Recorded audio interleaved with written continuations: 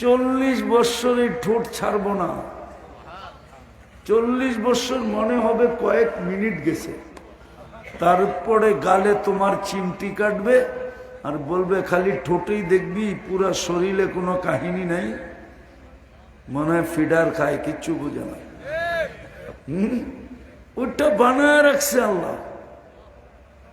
তো যেটা বুঝাইতেছিলাম, যতই জ্ঞানার হতে চাই না কেন, যতই বলো না কেন হুজুর মাথাটা আতায়া দেন, যতই বলো না কেন ফুদিয়া দেন, যদি আসলেই আমি সফল হইতে চাই, তাহলে আজকে তওবা করে আমাদের উচিত, যুবকদের সম্মেলন তো, তওবা করা আমাদের উচিত। কথা মানা উচিত যিনি আমাকে অস্তিত্ব দিয়া সাজাইলেন।